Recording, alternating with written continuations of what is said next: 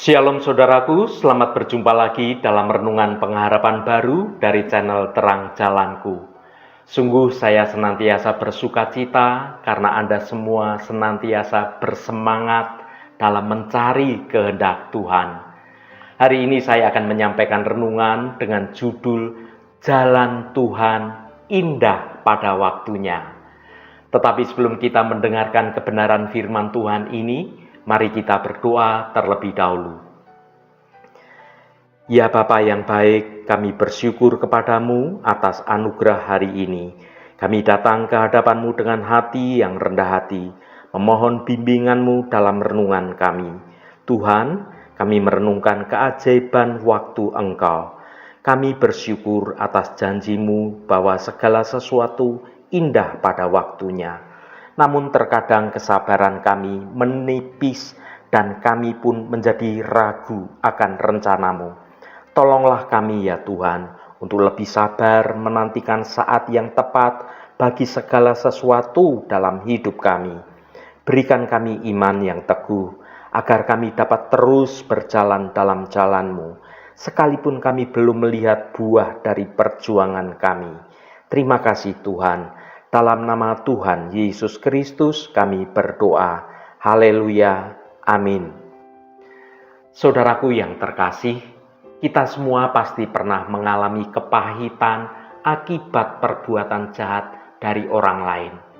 Namun, tahukah Anda bahwa di balik setiap kesulitan, Tuhan selalu bekerja untuk kebaikan kita? Kisah-kisah dalam Alkitab dan mungkin juga dalam hidup kita sendiri membuktikan bahwa janji Tuhan itu pasti. Mari kita belajar dari pengalaman ini dan semakin mendekatkan diri hanya kepada Tuhan. Mari kita baca Kejadian pasal 50 ayat 20. Memang kamu telah mereka-rekakan yang jahat terhadap aku, tetapi Allah telah mereka-rekakannya untuk kebaikan, dengan maksud melakukan seperti yang terjadi sekarang ini, yakni memelihara hidup suatu bangsa yang besar. Saudaraku, ayat ini merupakan klimaks dari kisah Yusuf, seorang pemuda yang dijual sebagai budak ke Mesir oleh saudara-saudaranya sendiri. Dari penderitaan yang mendalam, Yusuf justru menjadi pemimpin kedua di Mesir dan menyelamatkan keluarganya dari kelaparan yang hebat. Kata-kata Yusuf ini mengungkapkan iman yang luar biasa dan pemahaman yang mendalam tentang kedaulatan Allah. Beberapa poin penting yang bisa kita renungkan dari Kejadian pasal 50 ayat 20 ini. Yang pertama, kedaulatan Allah. Allah memiliki rencana yang jauh lebih besar daripada yang bisa kita bayangkan.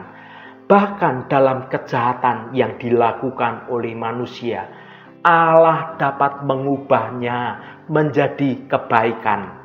Ini menunjukkan bahwa Allah selalu memegang kendali atas segala sesuatu. Keyakinan bahwa Allah selalu memegang kendali adalah suatu fondasi yang kuat bagi kehidupan kita sebagai anak-anak Tuhan.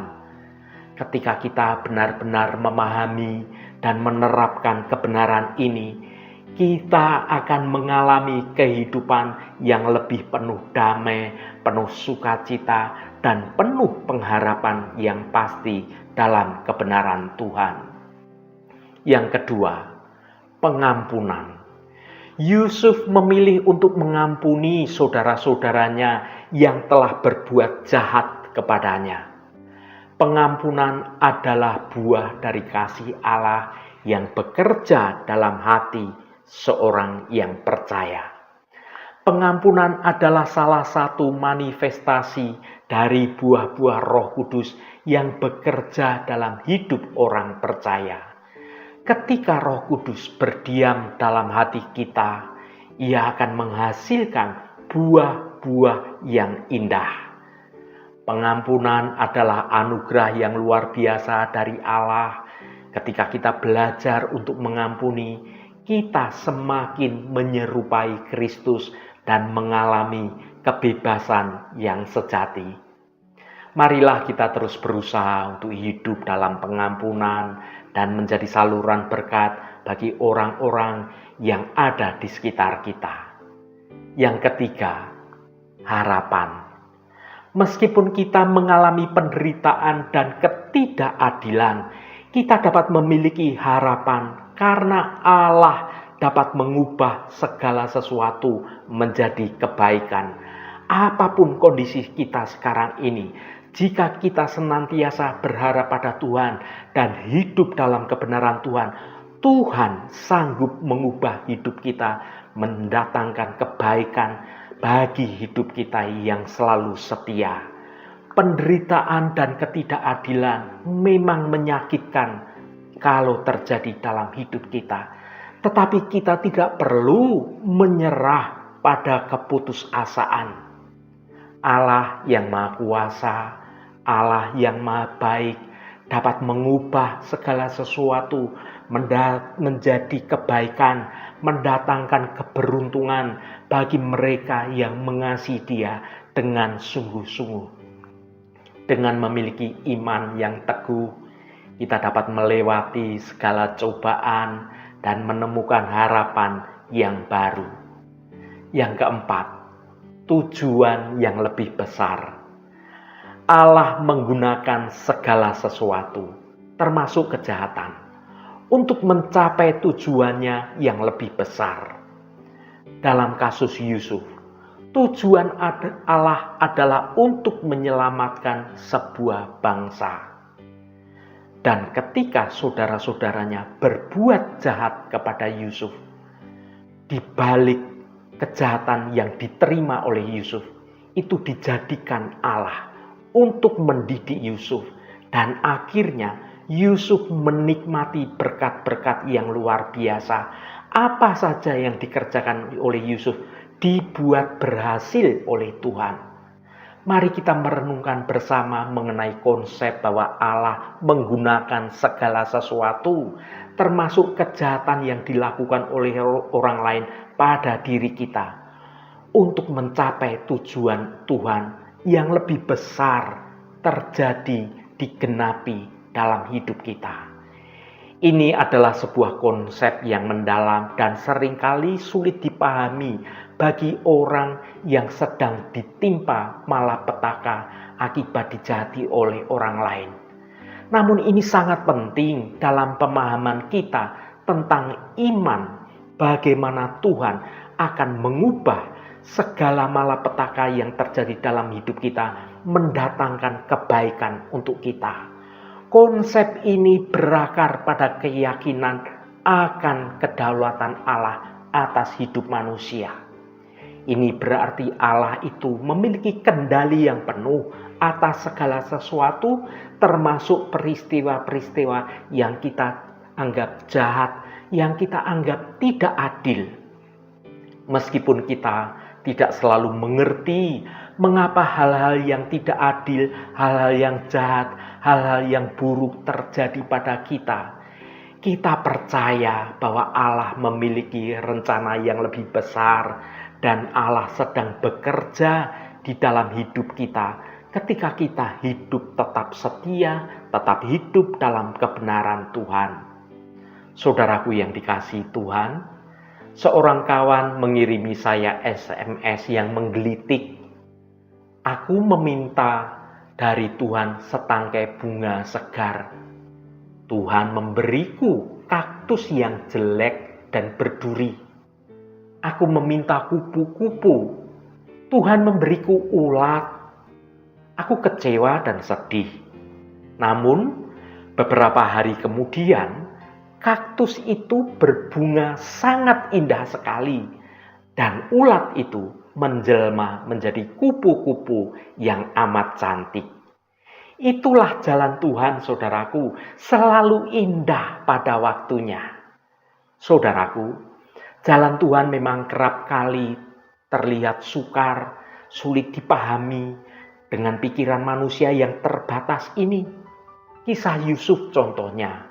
Sebagai anak kesayangan bapaknya, Yusuf kecil yang penuh percaya diri tentu tidak akan pernah menduga atau mengira akan dijual oleh kakak-kakaknya sendiri sebagai budak.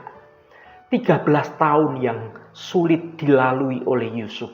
Sebelum akhirnya Yusuf dipercaya sebagai wakil raja di Mesir, sebuah negara yang sangat maju di zaman itu. Yusuf dalam penderitaannya mungkin bertanya-tanya, mengapa Tuhan mengizinkan semua itu terjadi dalam hidupku? Hanya setelah menyelamatkan bangsanya sendiri dari kelaparan, barulah Yusuf menjadi paham bagaimana Tuhan berdaulat mendatangkan kebaikan melalui berbagai kesulitan yang ia alami. Bukan hanya itu saja, Yusuf pun dibentuk agar dapat menerima suatu tanggung jawab yang besar dan mengasihi mereka yang dulu pernah menyakitinya. Saudaraku yang diberkati Tuhan, mungkin sekarang ini Anda mengalami salah satu atau beberapa masalah yang seperti Yusuf. Anda tidak paham mengapa Tuhan memberikan ulat, bukannya kupu-kupu. Ingatlah bagaimana Tuhan berkarya melalui hidup Yusuf, mendatangkan kebaikan yang jauh melampaui pikiran Yusuf. Setiap keadaan dapat dipakai Tuhan untuk mendatangkan kebaikan, bahkan bila orang lain semula berniat untuk menjahati kita sekalipun. Maukah kita tetap percaya, tetap taat pada Tuhan? Mengerti dan pahamilah saudaraku, itulah jalan Tuhan, selalu indah pada waktunya. Haleluya, Tuhan memberkati kita semua. Mari kita tutup renungan ini dengan berdoa. Allah Bapa yang kami sembah dalam nama Tuhan Yesus Kristus, Bapa yang baik, kami bersyukur atas kasih setiamu yang tidak pernah habis. Engkau telah menunjukkan kepada kami jalan yang benar, yaitu jalan-Mu. Kami mengakui bahwa seringkali kami menjadi ragu, menjadi goyah dalam iman kami. Namun kami ingin tetap percaya dan taat kepadamu. Tolonglah kami untuk terus mengingat bahwa jalan-Mu selalu indah pada waktunya. Berikanlah kami kekuatan untuk tetap bertahan dalam pencobaan dan tetap setia pada panggilan-Mu. Terima kasih Tuhan. Segala hormat, pujian, dan ucapan syukur hanya bagi-Mu Allah yang kudus. Saudaraku, bukalah hatimu dan tengadakan tanganmu. Terimalah berkat Tuhan. Tuhan memberkati engkau dan melindungi engkau. Tuhan menyinari engkau dengan wajah-Nya dan memberikan kasih karunia. Tuhan menghadapkan wajah-Nya kepadamu dan memberikan damai sejahtera. Berkat anugerah dari Bapa Surgawi, cinta kasih karunia dari Tuhan Yesus Kristus, dalam persekutuan dan penghiburan Roh Kudus, menyertai kita semua sekarang ini dan sampai selama-lamanya. Dalam berkat Tuhan Yesus Kristus, haleluya, amin. Puji Tuhan, saudaraku semua, biarlah melalui renungan pengharapan baru dari channel Terang Jalanku ini, dapat membangun kehidupan kita semua semakin bertumbuh dalam kebenaran Tuhan. Saudaraku, dalam setiap kesulitan yang terjadi, ingatlah bahwa Tuhan sedang membentuk kita menjadi karya seni yang indah. Mari kita hadapi setiap proses sebagai kesempatan untuk bertumbuh dan bersinar lebih indah lagi, seperti kupu-kupu yang keluar dari kepompongnya. Teruslah percaya dan berharap hanya pada Tuhan saja. Roh Kudus senantiasa menuntunmu dan menolongmu untuk hidup dalam jalan kebenaran Tuhan. Saudaraku, saya sangat senang sekali dan berharap Anda berkenan memberikan komentar pada konten video ini dan bagikan renungan ini pada teman dan sahabat Anda agar mereka diberkati juga melalui renungan ini. Terima kasih saudaraku, sampai bertemu kembali. Shalom, Tuhan memberkati.